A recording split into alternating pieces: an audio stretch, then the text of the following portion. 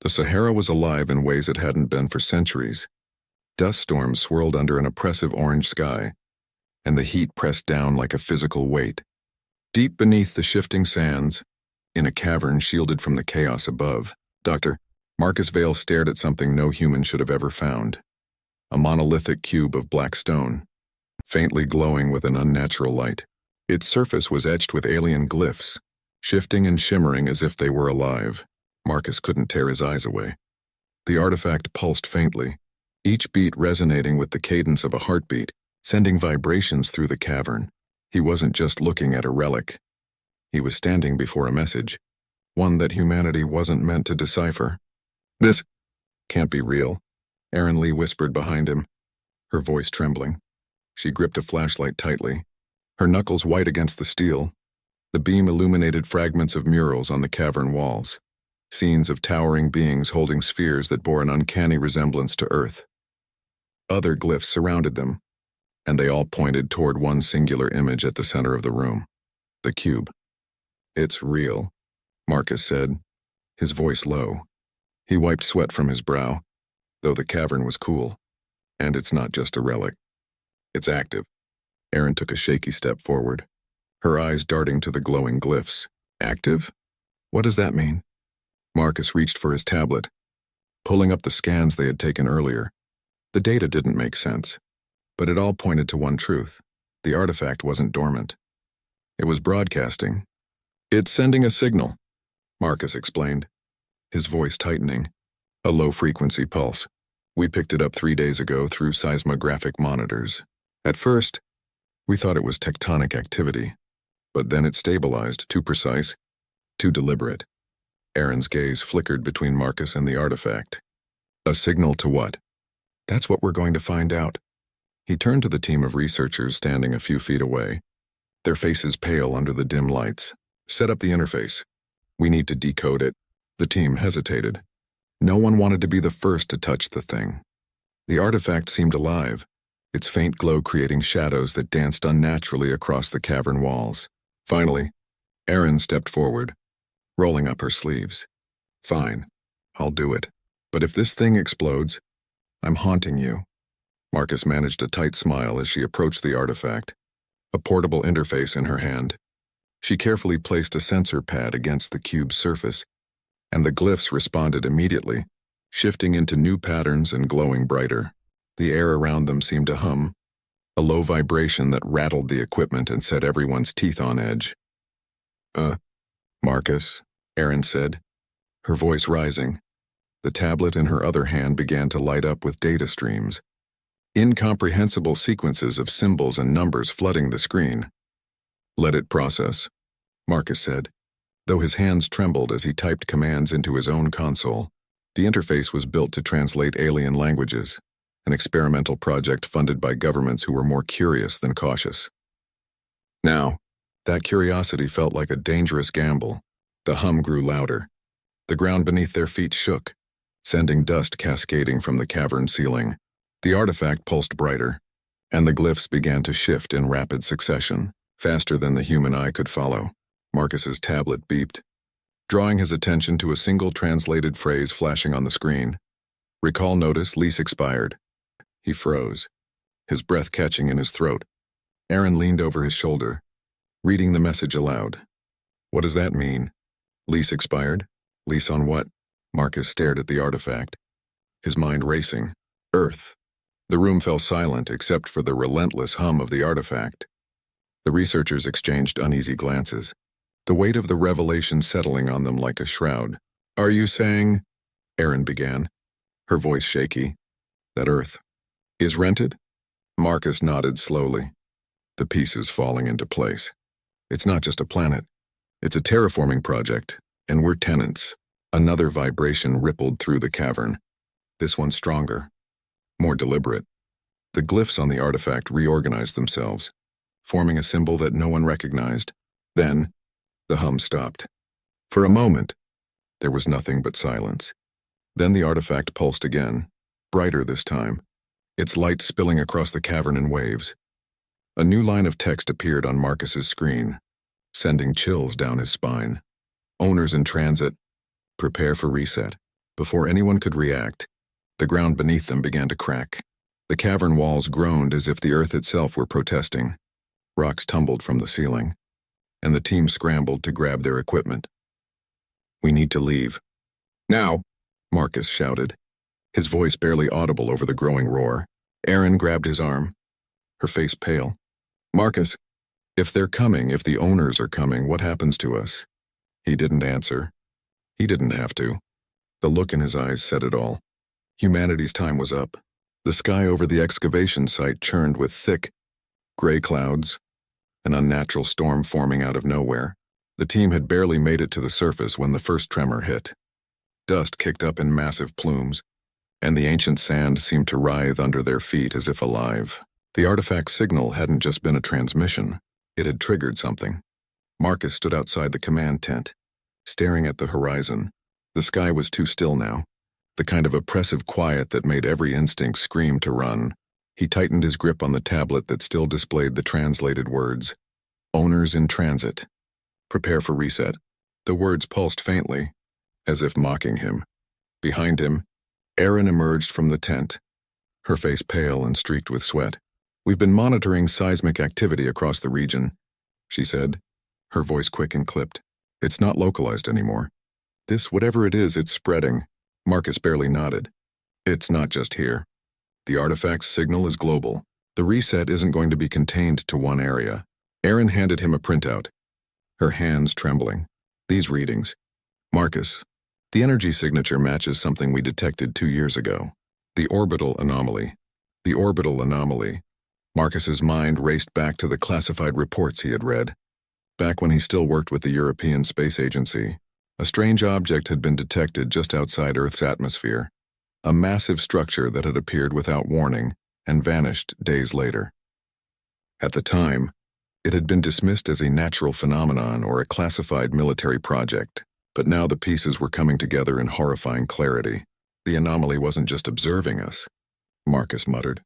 It was checking the planet's status, and now it's responding. A low rumble cut through the air, making the ground tremble beneath their boots. The team turned toward the source of the sound, which seemed to come from deep within the sands. In the distance, a massive fissure split open, sending a plume of sand and debris spiraling into the sky. From the fissure emerged something no one had ever seen before.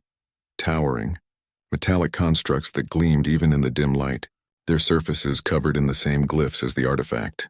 The constructs moved with eerie precision, their elongated limbs digging deep into the earth as they began pulling up enormous slabs of machinery buried for millennia. It wasn't just a fissure, it was a hatch, and whatever lay beneath had been waiting a long time. Erin grabbed Marcus's arm. Her voice panicked. "Marcus, we need to leave. Now, those things, they're waking something up." Marcus shook his head, his gaze fixed on the towering constructs. "We can't just run. We have to understand what's happening." "If we don't understand?" Erin snapped. "They're digging up God knows what, and you want to stick around to study it? Look at them. We're not dealing with archaeology anymore. This is extinction." Before Marcus could reply, their radio crackled to life. It was Jackson, one of the engineers stationed at the perimeter. His voice was shaky, barely audible over the static. "Dr. Bailey, you need to see this. We've got visuals from satellites. It's everywhere." Erin grabbed the portable monitor from the tent and keyed into the satellite feed. The screen lit up with images of similar events unfolding across the globe. In the Amazon rainforest, colossal glyph-covered structures were rising through the dense jungle canopy. In the Pacific Ocean, massive plumes of water shot skyward as alien constructs breached the surface, their glowing veins visible even from space. Erin's voice was barely a whisper. "They're waking up the entire planet." The realization hit Marcus like a blow. The machines weren't just emerging. They were terraforming, dismantling ecosystems and replacing them with alien designs. Deserts were turning into lush wetlands. Forests were regrowing at unnatural speeds. The oceans churned with new life forms, bioluminescent creatures moving in coordinated swarms. The planet was being reset. "We've triggered it," Marcus said, his voice hollow. "The artifact was the switch, and we flipped it. This isn't just a warning. It's happening now." Erin stared at him, fear flashing in her eyes. If they're rebuilding the planet, what happens to us? Marcus didn't answer. He didn't have to. The glyphs on the machines were clear. They were reactivating Earth's original design, one that didn't include humanity. A piercing, mechanical sound split the air, and the constructs turned as one.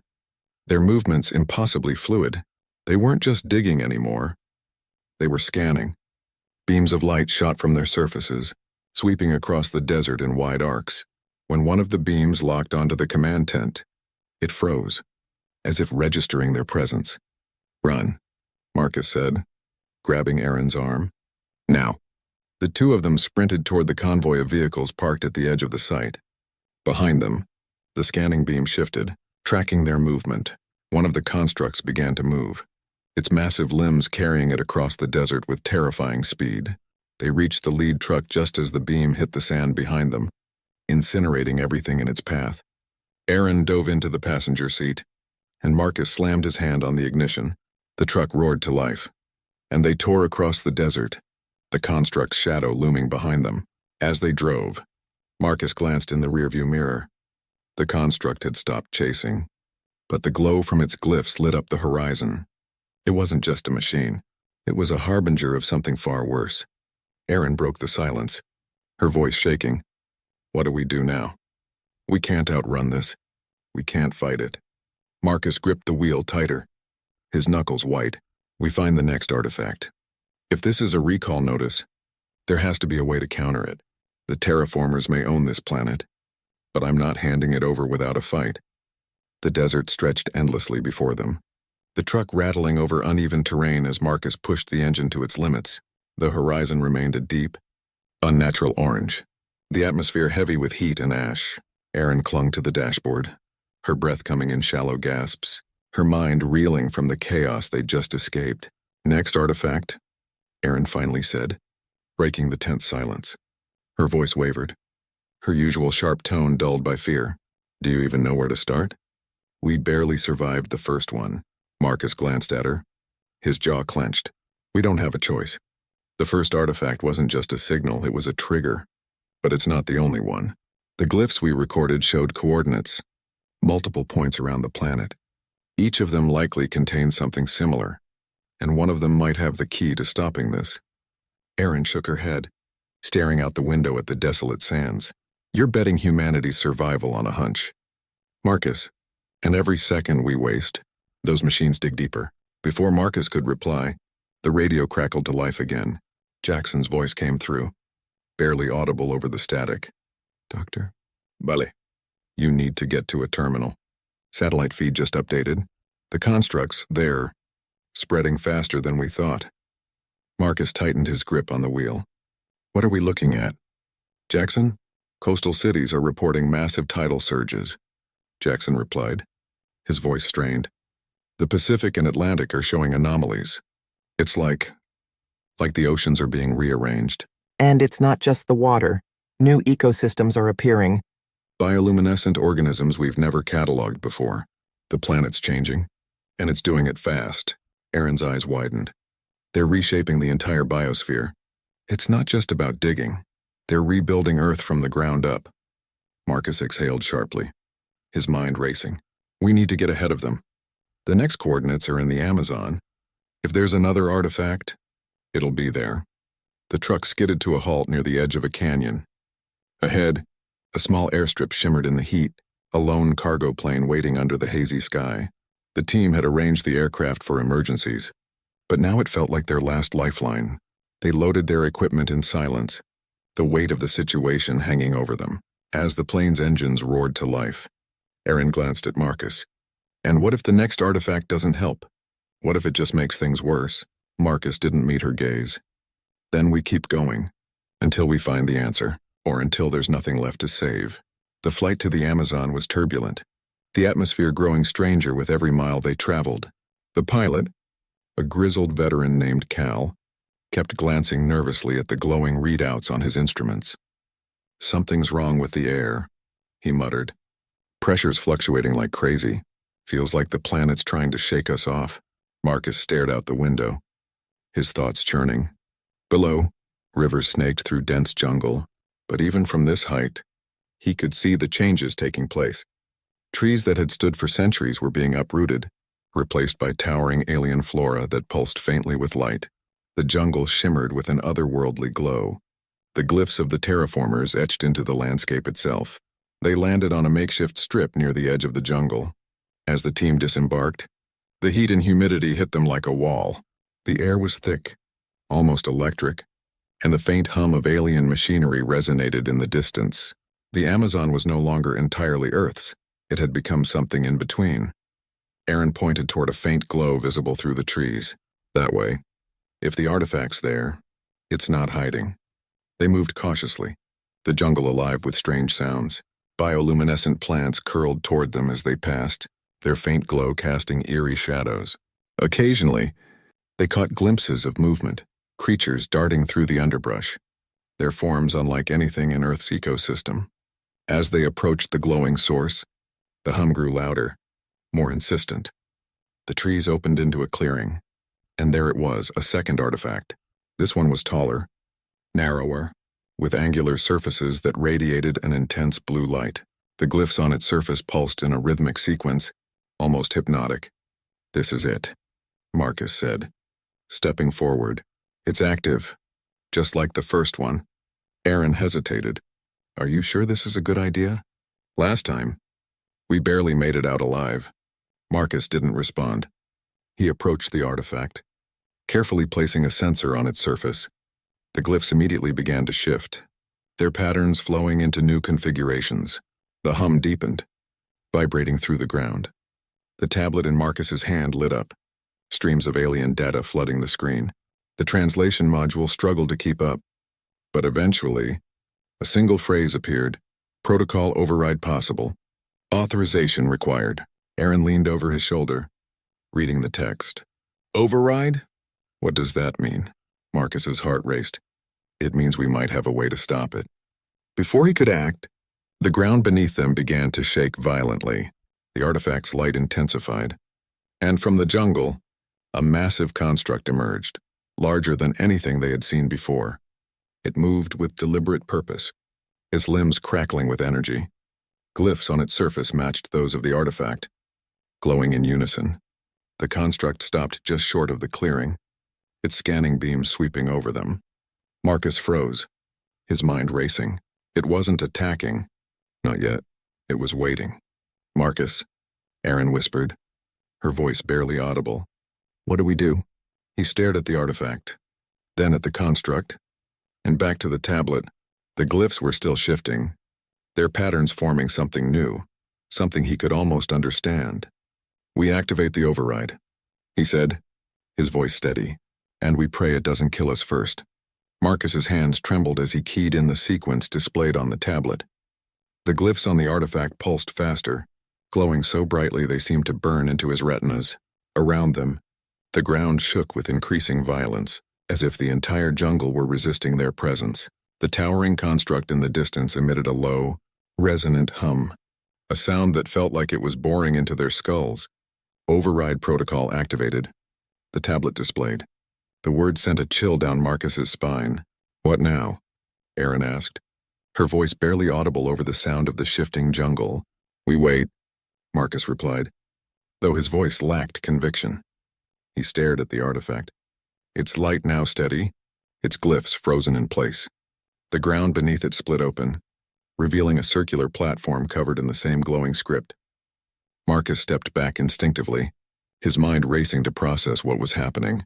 The construct emitted another hum, louder this time, and began to move. Its limbs carried it closer to the clearing, its massive bulk casting shadows that dwarfed the team.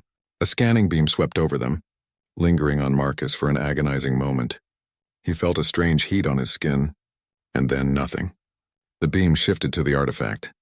"Marcus, it's doing something," Aaron said, pointing at the construct. Its glyphs had started to glow brighter, matching the patterns on the artifact. The tablet buzzed in Marcus's hand, a new message appearing on the screen. "Awaiting genetic verification." Marcus's stomach dropped. "It's asking for DNA." "DNA?" Aaron's voice rose, panic creeping into her tone. "What?" It wants to make sure we're not aliens. No, Marcus said, staring at the glyphs. It wants to verify if we're compatible. Aaron's eyes widened. Compatible for what?